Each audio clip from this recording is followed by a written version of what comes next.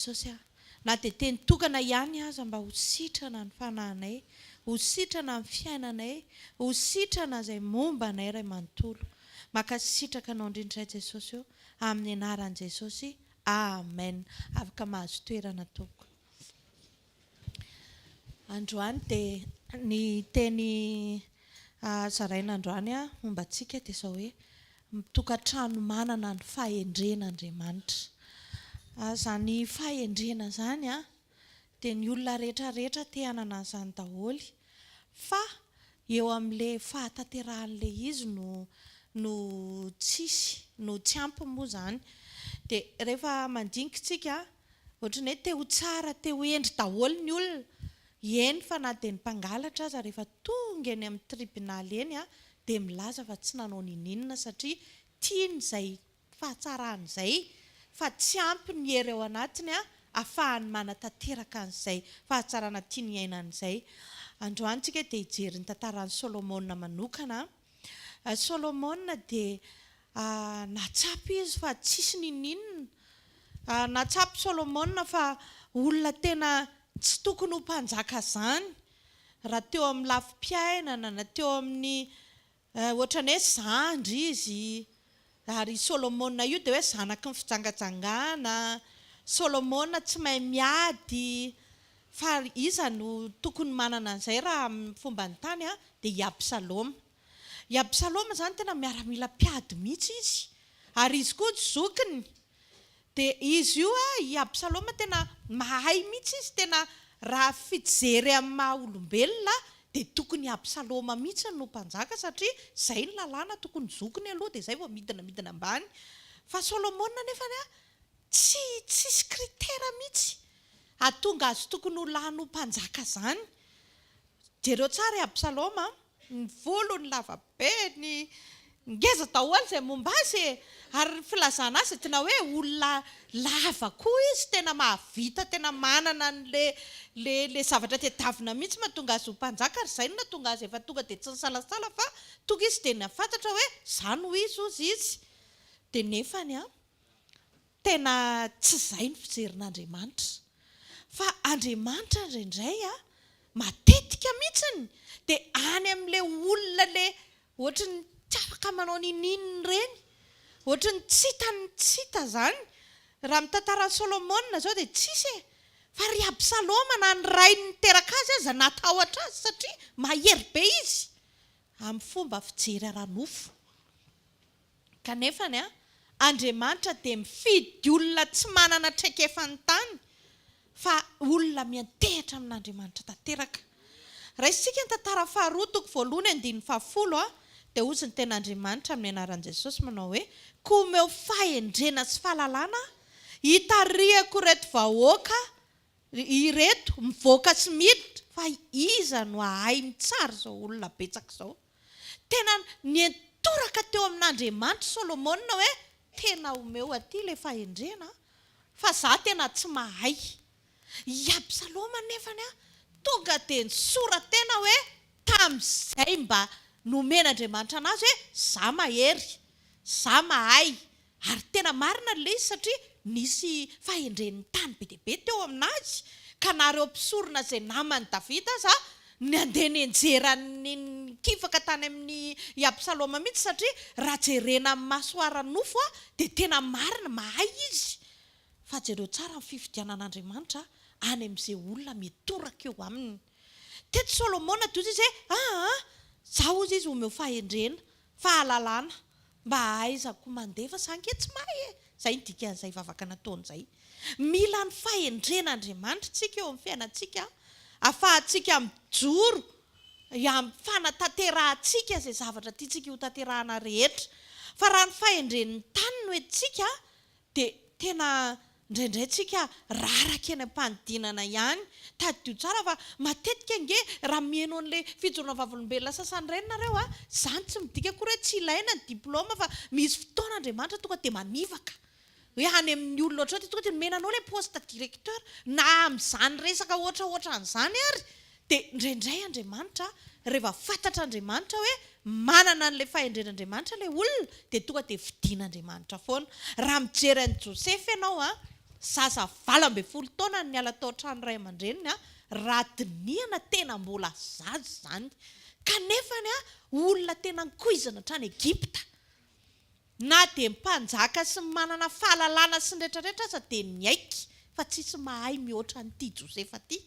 Jereo ihany koa ry rehetrarehetra ry Jakoba olona nisitaka ny ala tany an-tranony tany nefa lasa mahay mikalkul eny fa na dia hatramin'ny lokon'ny ondry aza dia vitany nampiaraka an'ireo rehefa nanana ny fahendren'Andriamanitra. Ka andaontsika mba hianatra hitoky amin'izany fahendren'Andriamanitra zany. I Absaloma tena hoe monkina fahendrena satria na ny rainy aza hitanareo amin'izay eo amin'izay teneniko amin'izay le monkina fahendrena ara-panahy tsy nihera tamin'ny dadany akory izy hoe papa ahoana afaka miakatra ve asa ahoana ny hevitrao zay zao tena fahadalana voalohany. Nienjana be izy tamin'ny fahendren'ny tany fa ny fahendren'Andriamanitra izy zero. Dia jereo tsara fa tena hoe miankina tamin'ny fahalalana izy. Inona ny problemantsika indraindray eo amin'ny fiainana? Miankina amin'ny fahalalantsika. Indraindray eo an-tokantrano mahatonga amin'ny problema mitsangana satria misy olona te hiankina amin'ny zavatra hainy. Misy olona te hiankina amin'ny fananany. Misy olona te hiankina amin'ny zavatra hainy. Dia izay mahatonga azy tsy afaka milefitra miditra eo amin'ilay fahendren'Andriamanitra. Dia izay mahatonga nikorotana foana. Fa rehefa misy olona mijoro mitoetra amin'ny fahendren'Andriamanitra dia jereo fa tsisy korotana izany io. Ka mila fahendrentsika asa mijoro amin'ny fahendren'ny tany izany fa andao hifikitra andalina amin'ny fahendren'Andriamanitra. Tsy afaka ny tena hirehitra sy hisokatra ny ao anatinao amin'ny fanarahadian'Andriamanitra raha mbola misy zavatra anananao ka mihazona anao. Ianao zao tsy afaka tena hientoraka tanteraka any amin'i Jesosy raha ohatra ka mbola manam-bola ianao ohatra hividanana fanafody na handanana any amin'ny dokotera. Fa rehefa iny ianao jereo ilay vehivavy narary nandritra ny tridrana nandritra ny 20 taona lasa aloha izy mbola nandeha nandany fa vola misy ozy ny aina matanjaka na efa marary ary dia mbola lasa nandeha nitady dokotera zany tsy midika koa tsy tokony fa any amin'ny farany efa décision farany efa tsisy nininona tsony zay vao tonga ny saina hoe andeha hitady an'izao Jesosy. Matetika fiainan'ny olona ohatran'izany foana. Raha vao mbola misy atenainy eo aminy dia Jesosy any aoriana aloha. Fa mbola miankina amin'ilay fahalalana nanana, le miankina amin'ilay fahaizana ivelany dia adino Jesosy. Dia nefany jereo tsara ny kitian'Andriamanitra amin'ny fiainan'ilay vehivavy narary nandritra ny 20 tsy nisy hoe atao essai ianao mandritra ny une semaine na verena ty mandritra ny 2 volana. Fa Jesosy ary tsy nikitika azy akory fa vao saina fotsiny ny eritreritra hoe tena andeha hitady an' Jesosy fa tena efa tsisy nininona tsony efa lany vola fa tsy afaka miditra amin'izany consultation na dokotera izany tsony satria tsisy mandray satria efa tsy manana tolotra tsony. Vao saina an'izay dia nikitika ny akanjon'i Jesosy dia jereo fa teony eo ihany tonga dia sitrana. Dia hiteny amintsika Andriamanitra ohatra ny ahoana mba fifikirantsika amin'Andriamanitra. Indraindray le fiankinantsika amin'ny zavatra ananantsika mahatonga antsika manao tsintsinina n'Andriamanitra. Satria manam-bola ianao na manam-pahalalana ianao na misy zavatra hainao dia iny mahatonga anao manao karaktera indraindray.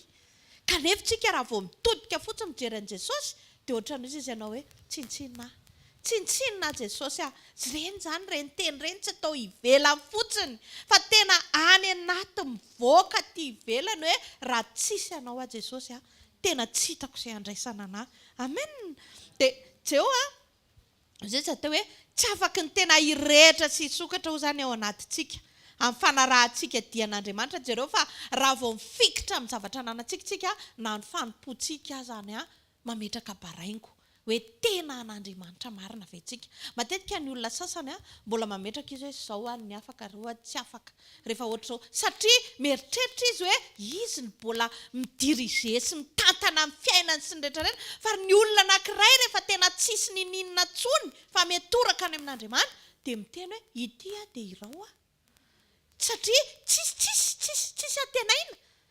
Tsisy atenaina fa dia izay any amin'Andriamanitra tena any amin'i Jesosy hoe Jesosy inona ny tianao fa tena vonina hanatanteraka ny zavatra tianao. Fa rehefa mbola manana an'izay fisaina an'izay tsika dia tsika ihany no mametraka hoe zao ny ataoko dia tia ny ataoko. Dia io na ao amin'ny fiainatokantrano aza.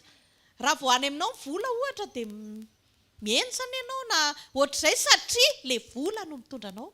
Raha misy fahalalana ny anatinao ohatra ao an-tokantrano ohatra dia jereo fa mientsana ianao satria mieritreritra ianao hoe tsy vita io raha tsy eo ianao. Dia jereo fa manao tety kely ianao na manao karaktera kely ianao satria miandry atsoina, miandry tambatambazana. Fa rehefa mametraka ianao hoe Jesosy zahary tsinitsinonako, tonga dia rava daholo izany ady sy korotana ao an-tokantrano izany. Nareo ve tsy efa leo an'izany? Hoe tena isaky ny ety izao weekend iady indray hifanena ao an-trano indray izao dia ohatrany hoe zara raha maralatsinainy mandeha miasa tsy hifanenana amin'ny ankonana satria sao dia mikorotana indray. Na itsika aza indray efa reraka amin'izany situation izany hoe tena leo an'izany hoe Jesosy fa za tena tianana fiainana miadana tonga ao an-trano dia tena feno fitsikina tena câlin be amin'ny ankizy, câlin be amin'ny papa maman, tena hoe ahoana andao hianatra baiboly neny eo ampianary baiboly izay zany zavatra tianao izany. Dia nefa indraindray ohatrany tsy tody amin'izay satria mbola misy mihazona, mbola misy zavatra mihazona indraindray. Rehefa mitezitra izay ianao fa za tsy hetsika mihitsy dia hitako izay ataon'ireo satria maninona miankina amin'ilay zavatra anananao. Dia lasa tsy afaka misosa miainana an'ilay fiainana tsotra miaraka amin'i Jesosy satria mametraka hoe ilaina ianao, mametraka hoe raha tsy eo ianao dia tsy miaina ny olona, mametraka hoe tsy mandroso mihitsy ny filazan'ny tsara raha vao tsy mandeha ianao. Be izany ny zavatra mila amboarina mahatonga ny fahendren'Andriamanitra tsy afaka mikoriana ao anatintsika satria ny fahendrentsika aloha no omentsika lohalarina. Ny fahendren'Andriamanitra manampy anao ity an'Andriamanitra.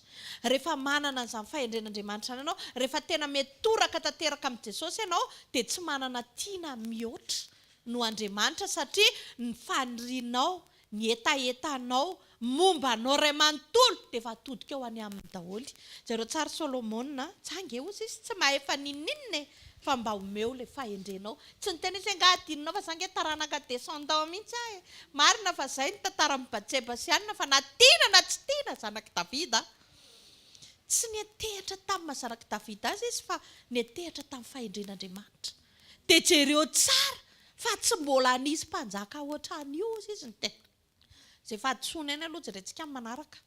Fa ny fiasan'Andriamanitra amin'ny olona izay tena metoraka tanteraka amin'Andriamanitra ny tiako tantaraina aminao. Ny fahendren'Andriamanitra dia mira tenin'Andriamanitra. Ny tenin'Andriamanitra ataovy mialohan'ny zavatra rehetra. Rehefa nanana fahendren'Andriamanitra Solomona, hozy izy ateo dia lasa tian'Andriamanitra satria ny fitiavana dia fiatorahana tanteraka amin'ilay olona. Rehefa tianao zao mivadinao dia tena tsy samany, tena tsy sahy ianao. Tsika koa ngany indray mila manao an'izany testa izany ao an-trano hoe tena mbola mipetraka ve ilay fitiavako an'ity vadiko ity sa efa lasa. Izany hoe fiarahamonina fotsiny sisa ny ato fa ilay tena atao hoe fitiavana. Rehefa misy olona tena tianao izay na ny teny aloako ny vavanao za tandremanao satria sao dia handratra azy. Rehefa misy olona tianao dia tena mitandrina ianao, mikarakara azy ianao, tsy manitsakitsaka azy ianao, tsy tena hoe mipetraka tsara mihitsy izany izany fanajana izany ao an-tokantrano. Tena hoe vavy manaja ny lahy, ny lahy manaja vavy, tena hoe misy firaisana tena lalina satria fitiavana ny resahana. Fa rehefa very ny fitiavana miditra aloha ny lainga, miditra ny fanaovana ny fanatsiratsirana, miditra daholo ny karazan-javatra ilay tsy izy rehetrarehetra ireny. Fa teto dia ohatr'izay koa ny amin'Andriamanitra. Rehefa Andriamanitra ny tiantsika tsy adinontsika izany mianatra ny teniny. Tiantsika foana no eo akaikiny. Izany communion izany tsy edikevitra fa te hiresaka aminy foana ianao. Zaranao aza misy temps libre kely mba hifampiresahana amin'i Jesosy satria olo-tianao. Ka za te hampatsiaro antsika hoe sao dia efa lasa lavitra loatra tsika. Adinontsika ilay tena fiarahantsika amin'Andriamanitra dia mieritreritritsika hoe efa nanangana hatrany amin'ny tafo nefa ka isika mbola tsy nanomboka aty amin'ny fototra akory. ohatr'izay ny fiarahana amin'i Jesosy. Mila lalinitsika isan'andro satria gondra hoe ohatry ny ahoana ny fitiavako anao Jesosy. Amen.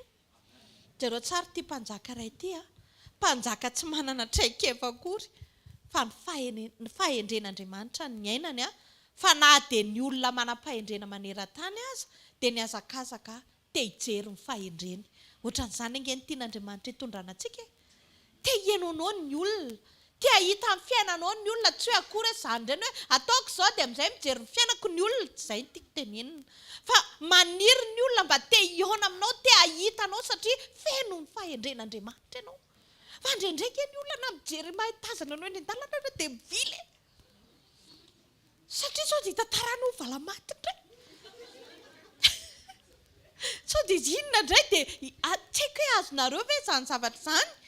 Fa misy ny olona zaran'ny olona aza mahita anao mba haheno izay zavatra teneninao, hahita ny fahendrenao. Ohatr'izany mihitsy tamin'ny andron'i Solomona ohatsy izy ilay mpanjaka vavin'ny Seba hoe tena ny haino kosa izy tena lazanao fotsiny dia efa nakasika fa kay vao maika nahitanao mbola misy zavatra hafa mihitsiny. Ay nefa izany tena anisan'ny olona azo lazaina hoe endry tamin'izany fotoana androny. Ka teny aminao fa izany zavatra izany ange tian'Andriamanitra ho ampitaina eo amin'ny fiainantsika. Tsy Solomona tsy nanao inona tany an-danitra akory ny nazahoany an'izany, fa nametrahany an'Andriamanitra ho voalohany teo amin'ny fiainany. Dia lasa izy netoraka tamin'Andriamanitra, nangataka ny fahendren'Andriamanitra fa nampidina izay fahendrena mety ananany. Matetika madiso antsika dia eo amin'ny fisainantsika io foana. Andetako an'izao, aleo izao, za ve ny atao an'izany? Ny namantsiny mivadiko tsy maintsy ampifilafilaiko kely aloha satria sao dia hitany eo hoe tarabe aminy dia efa mpivady ve dia mbola hifampizazatianina ohatran'izany ihany. Tsy aleo fampizara fitiavana. Ny tena izay mampalahelo andrindra eo amin'ny fiainako. Anontany io izy rehefa hitanareo. Izy tsy mahatsapa hoe tiako izy. Izay tena malahelo, tena latsatra maso mihitsy rehefa miteny izay ianao ngamo miraharaha. Izay feo izay tena tsy tiako hoe nona mihitsy. Ka tsika izany tsy tokony lany andro ohatran'ireny zazakely fampizatoetra ireny. Hoe ka za tsy afaka tena miseho tsara aloha atao trano fa samy maka amin'ny coin. Tena miteny aminao aleo tsy asiana coin intsony aloha. Fa aleo tena tonga dia mijoro tsara tsika hoe Jesosy izao manomboka eto raiso ny carte sur table. Za najanao, ianao ty anahy, za ty ianao. Dia aleo tsika hifanitsy, hifampitaiza raha-pitiavana. Fa tsy aleo tsika tsy hifampizatoetra intsony hoe raha mandoa vola ty ao sao dia tsy hanao indray ty. Sao dia izao indray hitanako hoe ilay zavatra ohatran'izany. Fa ty mpanjaka Solomona ty dia tena nanana an'ilay fahendren'Andriamanitra izy. Zazam-pakatoa mihaino mianatry ny rainy ihany koa. Ka io fiainona io mahatonga mitondra anao any amin'ny fiainonan'Andriamanitra. Aza vela hoe rehefa misy zavatra tsy tianao na ny tantarain'olona momba anao, momba ny hafa dia inona tonga anao hiady amin'ny olona anankiray. Ianao izany ilay ohatran'ilay atao hoe alefa dia tonga dia miady. Izay ke problema indraindray. Misy olona izao tsy mananeritreritra akory hoe akahalan'izaniza. Dia iny fa misy mitantara aminao hoe iaminina ke ohatran'izao dia tonga dia tsy tianao maizina mihitsy ilay olona. Nefa olona tsy naninanao akory. Tsisy fahendrena mihitsy izany fa fahendren'ilay tantara taminao no nyraisinao nefa fahendrena iny. Fa fahendren'Andriamanitra dia izao miady hatanteraka ny sitrapon'Andriamanitra. Hoe izao marina fa misy zavatra tsy mety fa izao hoentintsika mbavaka. Ny olona rehetrarehetra nge natao tiavina daholo fa tsy endrasana valipity. Azonao raha vao miandry valipity any amin'ny olona ianao na adeny zanaka ao nateraka ao dia adinao ianao. Aleo andeha amin'izao fotsiny. Atao fotsiny izay asainy ataonao izy. Jereo Jesosy tamin'ny namadika an'ilay rano tonga divay. Niteny ve izy hoe mba asio fitsaorana kely ho an'i Jesosy fa raha tsy izany nareo hohainina teo. Tsy fantatra akory. Tsy fantatra hoe iza nanao an'iny fa dia voninahitra dia any amin'ilay mpivady daholo. Na ilay mpanompo anankiray ny teny hoe tsy azonareo. Raha olona tsy aninona fa izay izao mihitsy ny namatratra an'io. Tsy mivoaka ny mirakla raha vao izay. Fa mila olona tony tsara olona tena manana tsara ny fahendren'Andriamanitra dia miasa foana Andriamanitra amin'ny fotoana rehetra. Ty Solomona ty dia tena azo tarafina hoe rehefa nananatra azy ny rainy zao reto ny ataonao dia jereo fa nitanterahany daholo izany zavatra rehetrarehetra izany. Mametraka amin'ny faniriany ambony indrindra izy dia ny firaisany tanteraka amin'Andriamanitra. Ao amin'ny Mpanjaka 7:7 ny 9:7 tapany dia hozy izy ny ten'Andriamanitra hoe ary Solomona tiany Jehovah ka nizotra araka ny diany Davida rainy. Mpanjaka 7:7 ny 9:5 toy izy tao a Gibeona no nisehony Jehovah tamin'ny Solomona tamin'ny nofo noho ny alina ary hoy Andriamanitra angatao izay tianao fa omeko anao. Tsy haiko hoe raha ianao mahazo an'izany main libre izany tena tsy haiko hoe tsy aza mizesta kosa fa tiantsika izany hoe Andriamanitra no miteny aminao hoe angatao izay tianao fa omeko anao. Fa jereo ny an'ity lehilahy ity mifaniriany lalina dia nikambana amin'Andriamanitra amin'ny fahendrena. Afahako miresaka aminao, afahako mba mitondra tena tsara araka an'Andriamanitra. Amen. Ka ny faniriany ambony indrindra dia niresaka amin'Andriamanitra, hiaraka amin'Andriamanitra, anana an'izany fahendren'Andriamanitra izany. Dia inona ny toyany? Hoy Andriamanitra, raha izay indray raha izany omeko anao ilay fahendrena, fa na izay tsy nangatahanao aza dia omeko anao. Ka ndao tsika tsy hanao an'ilay vavaka Solomona fotsiny fahendrena izao no entiko ambavaka satria amin'izay mba mahazo an'ilay zavatra rehetra. Tsy ohatran'izay fanaovana azy. Fa ny fanaovana azy, inona ny toetran'i Solomona? Tehatra amin'Andriamanitra. Andriamanitra, ampio hanana fahendrena hianterako tanteraka aminao. Ialako ilay mahizana iny. Ialako ilay tena zaho ilay itokiko iny. Zaho zao ohatranao ohatra mana diplôma 4 dia zara vao tenitenena dia ireo ny apotrako. Mangina aloha fa mbola tsy mahay noho izaho. Dia tehitery aminao reny izany ampirimina daholo. Satria izay ny netiny i Absaloma. I Absaloma tena nireare izy tamin'izay fahaizany. Dia hozy izy hoe jereo fa naniraina izy natahotra azy. Ka aza avela tahotra anao izany dadanao fa avelao izy hijoro ho mpananatra anao. Tsy afaka niteny any Absaloma intsony Davida satria natahotra azy. Fa jereo nefa ny any amin'ny Mpanjaka 1 nananatra ny Solomona mafy izy. Misy olona izany azo ny anarana fa misy olona tsy azo ny anarana. Dia izay satria fantatra Davida hoe raha izany iteny an'ity eto so tapahany eto ny tendako. Ary izay mihitsy ny tetikany. Rehefa tadidio tsara fa rehefa tsy eo amin'ny olona ny fahendren'Andriamanitra afaka ataony Absaloma izany na ray niteraka azy ary. Satria miala ny fahendrena tao anatiny. Jereo tsara fa iza ny eritreritra hoe hikaina sy abelany ka hamonany abela tsy azo eritreretiny izany. Sady tsy hoe olona be dia be ny teto tany fa izy roalahy rery. Ny zanaka ny 4 ihany zareo aloha ny teo. Mivady Damaseva dia hikaina sy abela. Dia maninona zareo no mifamolo. Tsy azo eritreretiny izany raha fisainana maha-olombelona. Fa rehefa tsy ao fahendrena dia tonga dia tanteraka daholo ny rehetrarehetra. Ka tiako tenenana hoe be dia be ny faniriana tsara tianao ananana.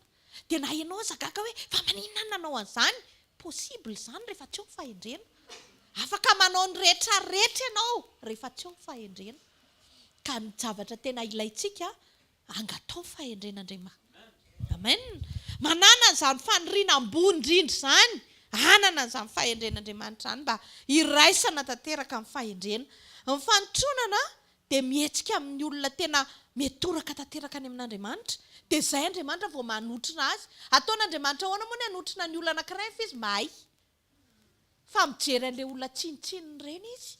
Dia ireny ny aty jereo Jesosy. Na Jesosy Kristy tenany ary tonga teto ambonin'ny tany tsy niaraka tamin'ny jet privé ohatra na inona. Fa iny izy tonga rery ny any tendrombohitra matory izany indray tsy midika akory hoe contre mifanananao za koa mila an'izay. Fa tsy izay tiana tenenina fa ilay tena ilay olona tena mianteraka tanteraka, miantoraka tanteraka any amin'Andriamanitra. Amen. Jereo Jesosy fa tsisy nininona ny antorahany teto amin'ity tany ity. Tsy nahalala amin'ny Pilato izy. Tsy nahalala n'iza akoatr'ireo mpianatra ireo dia Andriamanitra ray io ny reharehany isan'andro ao.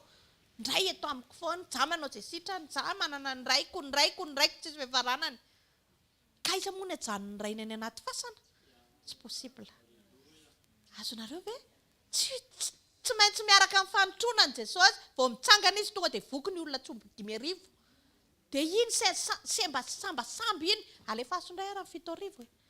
Mbola sambasamba ihany, alefaso indray ny 4,000.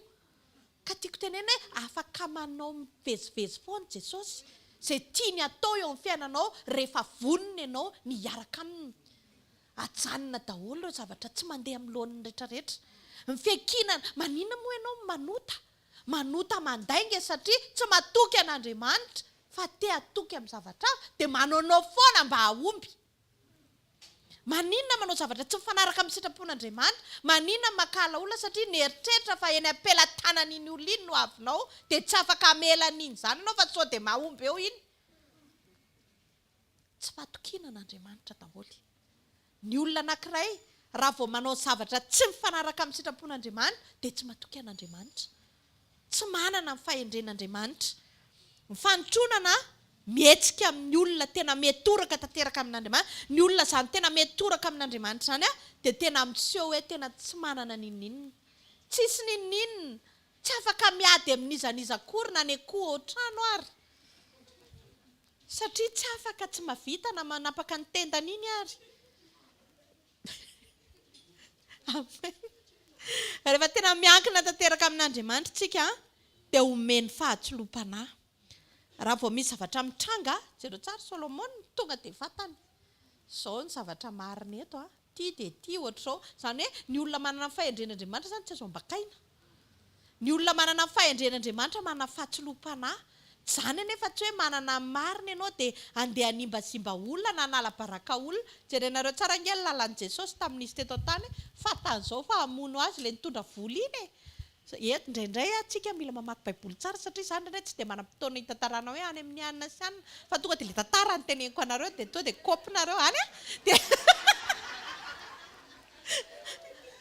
izao tamin'ilay Jesosy ilay hoe ty misy vola dia Jesosy tena marina tamin'iny. Jesosy efa nafantatra. Tonga dia fantany hoe hamono aho reto. Fa izy tsy niteny hoe fantako tsara ny tililisany atao. Tsy miasa Andriamanitra raha vao izay olona tsisy fahendreny izany fa tsy manala baraka ny namany.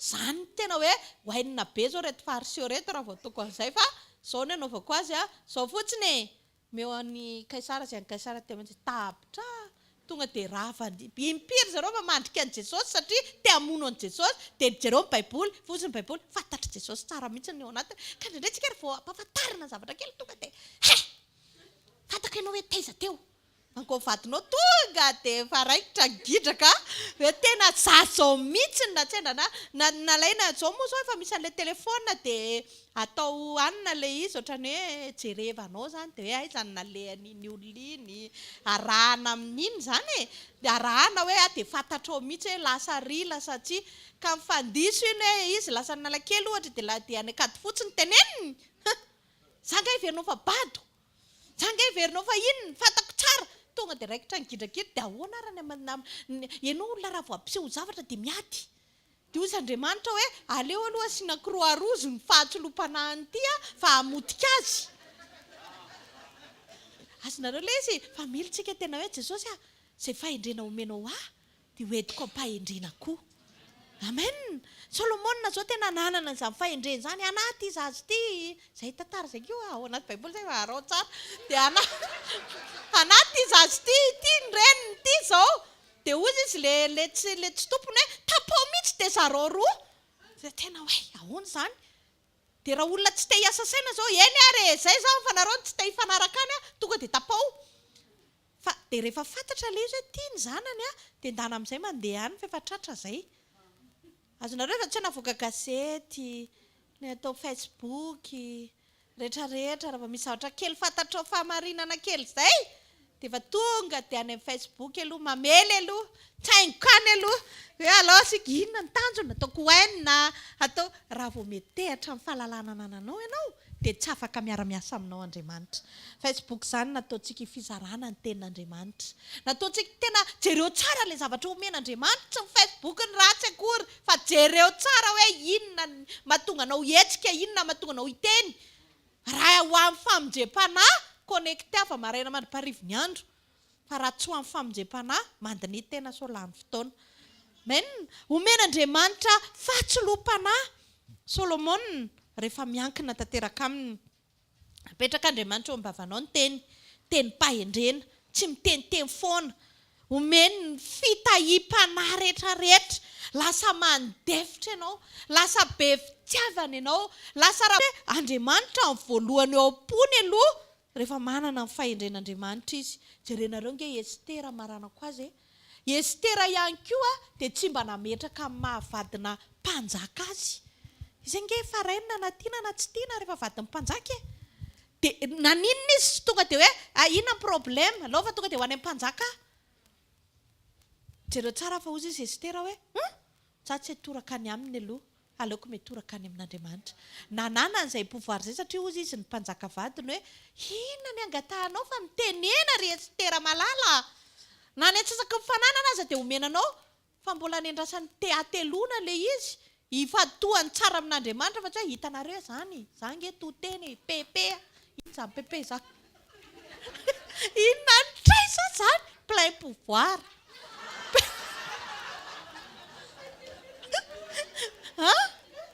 Tsy nametraka izy izany hoe pepe izao hoe tsy pepe pira ny diktenao plein pouvoir sao dia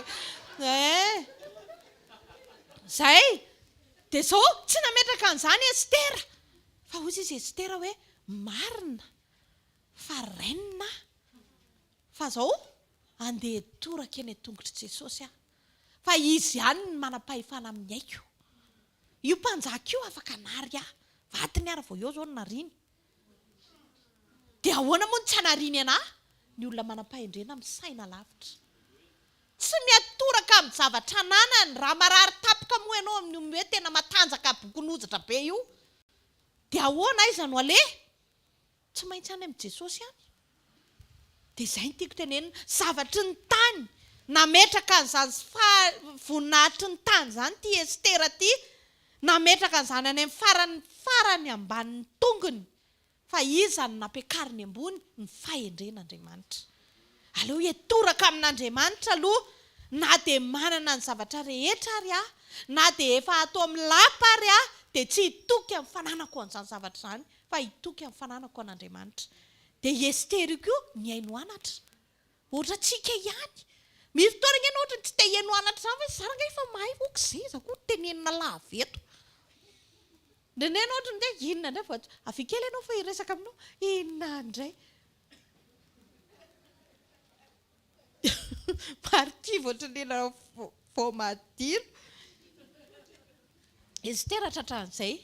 Nisy fotoana izy ohatran'ny tsy tahihy eo hoe ka za kosa hoe mba efa za nge efa nijaly taloha e dadatoa.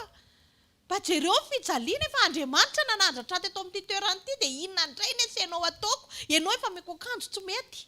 Ka ilay izy tsy vitany kata indray mandeha. Tsy hoe omena akanjo ianao dia iny fananginana, iny fananinana, tsy izany ilay izy, tsy mila an'izany, vavaka ny ilaina. Fahendren'Andriamanitra ny ilaina. Amen. Tena ozy izy Estera hoe tena enjany ity fa fatako ihany aloha izay Andriamanitra ivavahana izay fa fa aleo ara fa tonga dia deside hiatoraka aminy. Misy fotoana ianao tsy manana an'izay tonga dia hoe hiatoraka izay.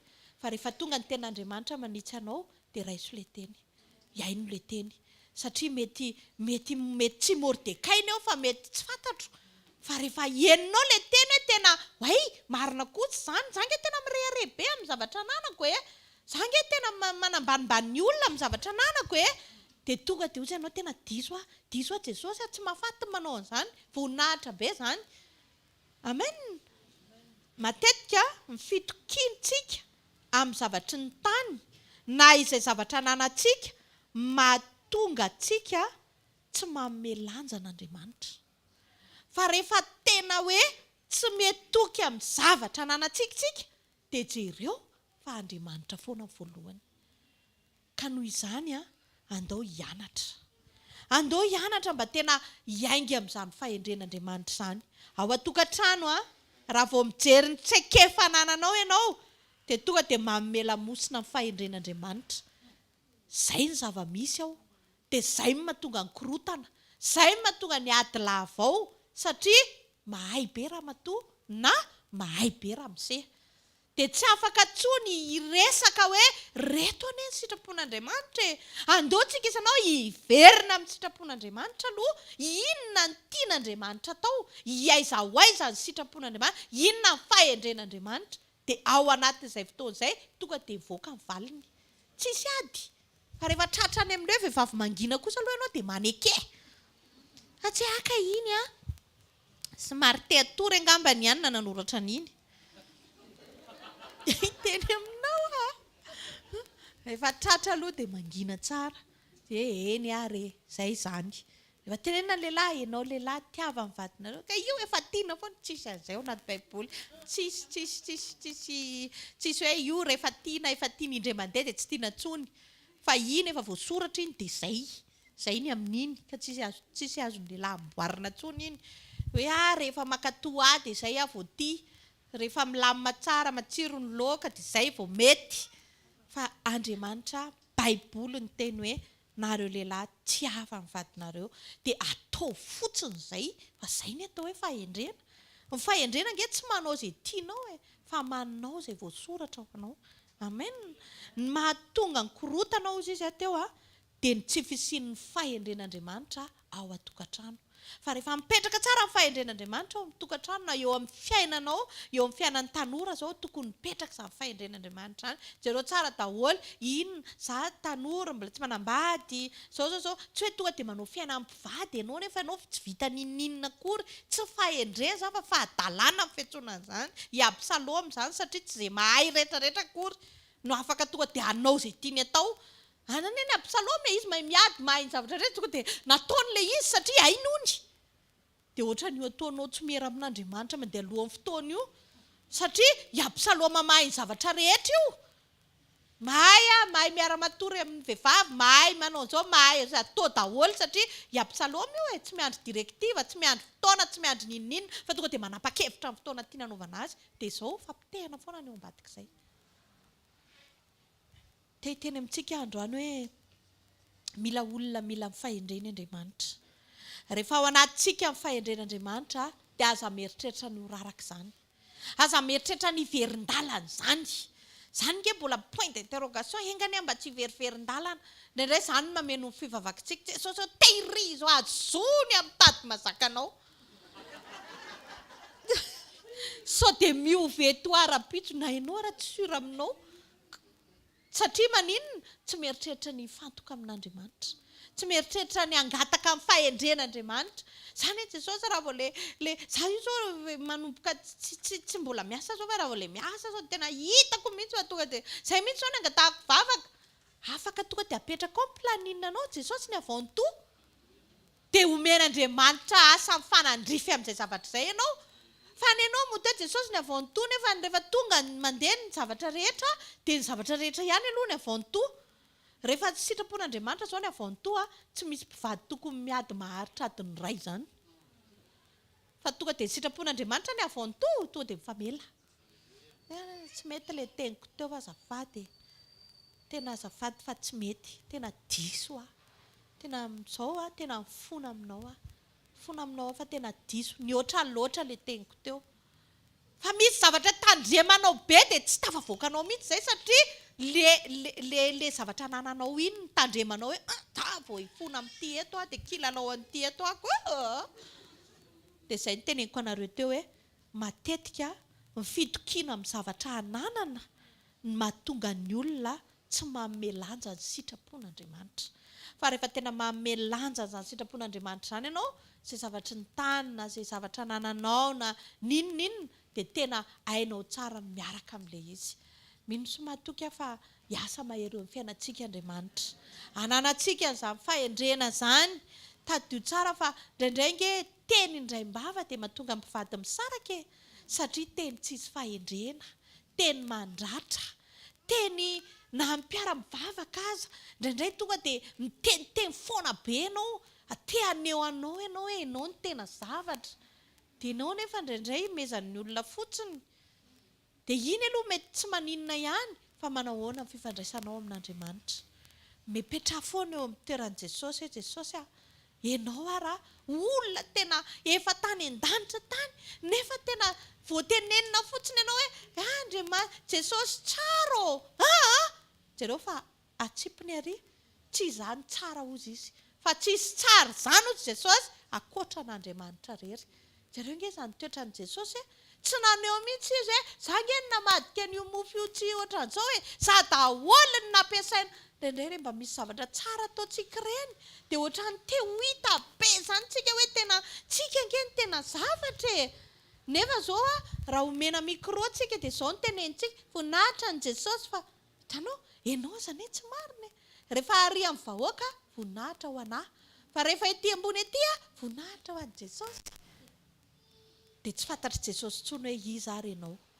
Andao hianatra, andao hangataka izany fahendrena izany, ataovy tena faniriana. Tsy hoe nangataka fahendrena Solomona dia nahazo ny zavatra rehetra, fa nangataka ny fahendrena Solomona mba tia an'Andriamanitra, niarana andeha tamin'Andriamanitra, nametraka ny fahalalany sy ny tsy fahaizany rehetrarehetra any ambany any, fa nitodika nanome voninahitra an'Andriamanitra. Teny amintsika androany hoe Jesosy ange te hampiasanao e. Raha tonga teto tany tsika tsy natao hoe hipetrapetra-potsiny eo izany. Tsy natao hoe olona fa misy zavatra any anatinao fa tsy voavoaka an'ilay fahendrena ilay izy, tsy hainao mamoaka an'ilay izy dia tsy mivoaka ilay izy. Fa jereo Solomona ne tsisy ninonina e. Efa teneniko tamin'ny voalohany tsy manatraika efa no mpanjaka izany tsy izy. Kay nisy tao fa natory ilay izy. Fa rehefa tonga amin'ny fahendren'Andriamanitra dia navoaka amin'ny fahendren'Andriamanitra ilay izy. Aza miteny ianao ho tsinitsinina izany intsony manomboka androany fa zanak'Andriamanitra ianao. Aza miteny ianao hoe olom-paona izany. Indraindray tsy fanananao vola ny itenenanao fa hoe olona tsisy alehany ianao. Indraindray ny akanjonao mety tsy manara-damody dia mieritreritra ianao hoe olona tena tsy alehany mihitsy ianao. Efa mitena hoe tsy miankina amin'ny kata ilay izy va? Fa miankina amin'ny fahendren'Andriamanitra. Amen. Aza mijery ivelany izany fa mijeren'Andriamanitra. Aza miankina amin'ny zavatra anananao, miankina amin'Andriamanitra. Amen. Ny olona manana amin'ny fahendren'Andriamanitra miankina amin'Andriamanitra, matoky an'Andriamanitra amin'ny hoaviny dia tsy manota satria manantena an'Andriamanitra. Jereo Solomona tsy nanota, tsy nitady lalana hafa izy andao vonoiny Absaloma. Dia amin'izay tonga dia mipasy aty ilay izy satria dady efa niteny fa hanahy ilay izy. Fa lasa izy ny akohaka tany amin'ny tompony zavatra rehetra mba tsy hanaonao foana. Indraindray tsika lasa tsy matoky tena intsony. Indraindray tsika lasa mieritreritra hoe izay tsy afaka manao ninina intsony, tsy ambinina intsony raha vao tsy manaonao foana. Diso be tsika. Mahatonga antsika tsy mivoatra sy tsy mandroso dia tsy fananantsika ilay fahendren'Andriamanitra. Fa rehefa ao fahendren'Andriamanitra jereo tsara ny mirangy manomboka miaraka amin'ny Jesosy fa ho hitanao izany fahamarinan'ny tenin'Andriamanitra izany. Amen. Hiteko ho an'ny tenin'Andriamanitra tsika dia hitsangana handraisantsika amin'ny mpanompon'Andriamanitra. Alleluia. Andaontsika hisaotra an'i Jesosy ny amin'ny teny fa niresaka tamintsika Andriamanitra. Amen. Mino aho fa be da be ny zavatra voalaza teo, tsy hoe mino aho fa izay mihitsy moa hoe be da be ny zavatra voalaza teo. Fa raha fitinina dia izao hoe mila matoky an'Andriamanitra amin'ny fo rehetra fa tsy miankina amin'ny fahalalana ho abolana 3-5. Matoky an'i Jehovah amin'ny fonao rehetra fa aza miankina amin'ny fahalalana ao. Dia rehefa manana amin'ny fahendren'Andriamanitra tsika dia maharitra ny zavatra anankiray. Rehefa mihetsika miaraka amin'ny fahendren'Andriamanitra dia maharitra ny zavatra anankiray sady tsara. Salamo 124 endreny hamaroa ny asanao Jehovah o, fahendrena nanaovanao azy rehetra. Enika ny zavatra nataonao ny tany. Fahendrena ozy izy ny mpanompon'Andriamanitra teo mankatoa izay voasoratra. Voateny manokana teo ny lehilahy. Tsy hangataka porofom-pitiavana amin'ny vadiny. Ianao dia tsy tia mihitsy. Voateny koa ny vehivavy mangina. Voateny ny tanora tsy mahazo manao firaisana ara-nofo. Aleo tonga dia hitsiko be ilay izy alohan'ny fanambadiana. Alleluia. Alleluia. Mankatoa izay voasoratra, mametraka an'Andriamanitra ho lohany amin'ny zavatra rehetra. Miaino ny anatry ny ray, tia fananarana, fa izay tia fananarana ihany misy fahendrena voaray ao ambadika izany. Alleluia. Rehefa manana fahendren'Andriamanitra ny olona dia miresaka foana amin'Andriamanitra. Tsy manala baraka ny namany fa mandeha ampahendrena. Halleloja. Mahazo fahatsilopanahy dia tandremo sao dia mijeritra kefa fa ndao hiankina amin'Andriamanitra foana. Aza mijeritra kefa, aza mitoky amin'ny zavatra ananana fa ndao ity an'Andriamanitra. Fa rehefa tia an'Andriamanitra ianao meny fahendrena dia miara mandeha amin'Andriamanitra foana dia mametraka an'Andriamanitra ho lohany amin'ny zavatra rehetra rehetra. Matoky an'Andriamanitra, miala amin'ny fanahiana satria efa nametraka teo am-pelatanan'Andriamanitra. Amen. Ndao tsika hivavaka Jesosy aho. Manomboka androany dia anatodika ny fomba fijeriko aho, ho fitondrako fiainana. Ametraka ny zavatra rehetra aminao, omeo fahendrenao. Tsy hetsika raha vao tsy mahazo fahendrena avy any amin'Andriamanitra. Tandremo ny traikefa, tandremo ny diplôma, fa mamitaka ireny. Misy ny fahendrena izay tao amin'ny Absaloma fa tsy fahendren'Andriamanitra. Fa ndao hetsika miaraka amin'ny fahendren'Andriamanitra. Mitenena ianao dia miresaha amin'ny Jesosy hoe mila ny fahendrenao. Jesosy mila ny fahendrenao izay tsirairay avy androany. Mifono izay Jesosy tamin'ny anteherana, tamin'ny traikefa. Miantehatra amin'ny diplôma, miantehatra amin'ny olo-pantatra. Mieritreritra fa efa matotra, efa manana traikefa mihoatra noho ny olona izay alefanao mananatra anay dia mandafana anarana. Kay androany ianao mampiteny ny mpanomponao fa ho anatin'ireny anatra ireny fahendrenao no miampita. Ampio izay anana fanetretena Jesosy hiala ny avinavina. Teneny hoe toeriko ny avinavina manomboka androany.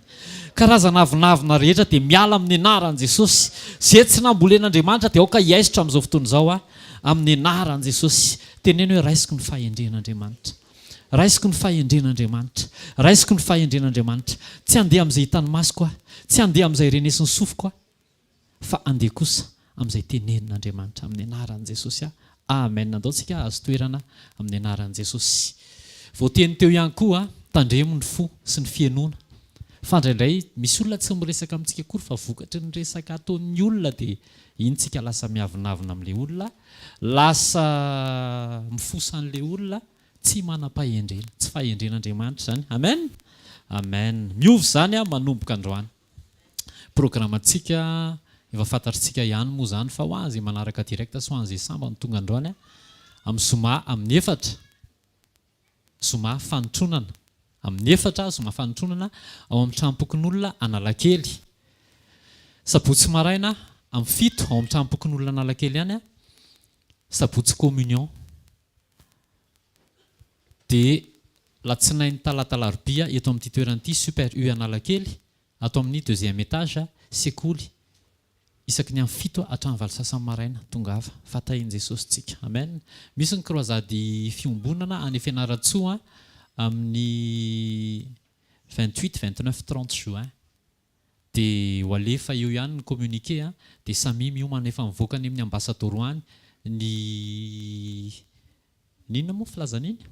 Budget dia samy miomana fa ho tahin'i Jesosy tsika rehetra rehetra. Amen. Ndao tsika hitsangana, ndao tsika hisaotra an'i Jesosy fa niresaka tamintsika izy. Matoa Jesosy nanome teny dia efa misy vokatra ao ambadiky niny raha tsy efa voarainao ilay izy. Amen. Misy fahendrena tian'Andriamanitra ho zaraina.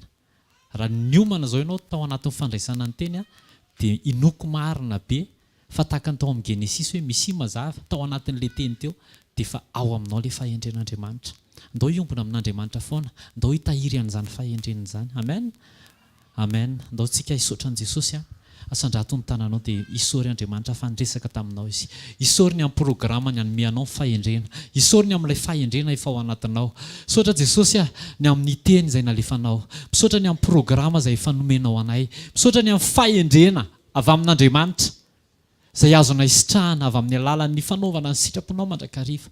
Ampio izay tsy ho tafasaraka amin'ny sitraponao isan'andro amin'ny fotoana rehetra fa hiombona aminao. Jesosy tahiony tsirairay avy. Aoka izay Jesosy tsy eritreritra fa efa nahazo, fa toy ny mbola tsy nahazo hikatsaka mandrakariva, anontany mandrakariva anao sy ny sitraponao. Ampio izay tsy ho diso lalana handeha amin'ny fahendren'ny tany, handeha amin'ny traikefa, handeha amin'izay fahitany maso fa hieno anao amin'ny fotoana rehetra. Amin'ny anaran'i Jesosy. Tononoko amin'ny anaran'i Jesosy fa izay fahendren'Andriamanitra izay dia meno anao, hitarika anao, hibitsika ao amin'ny sofinao ary ho velona ao anatinao. Ka ninona ho atrehanao amin'ity andro androany ity? Eny, mandra-piverin'i Jesosy ny amin'ny rao any lanitra. dia hitarika anao zany fahendrena zany. Efa manana ny fanamasina ianao dia hoeninao ny feo amin'ny fanamasina, hibitsika aminao, hanoro lalana anao, ampahery anao, raha sanatria ka diso dia hamerina anao amin'ny lalamarina. Raiso zany amin'ny anaran'i Jesosy Kristy avy any Nazareta. Ilamina ny tokantranonao amin'ny anaran'i Jesosy. Ilamina ny tokantranonao amin'ny anaran'i Jesosy Kristy avy any Nazareta, satria sekoly tokantrano androany. Mandehana miaraka amin'ny fahatakarana fa efa niteny Andriamanitra dia efa nahatanteraka ny teniny izy amin'ny anaran'i Jesosy. Amen. Zareo fahasoavana fa ny fahasoavan'Andriamanitra matozao fa ny fahasoavan'Andriamanitra natozao atsika rehetra. Azadino ny fotoanantsika amin'ny zoma amin'ny 4 amin'ny trampokin'olona analakely. Tain'i Jesosy daholo tompoko.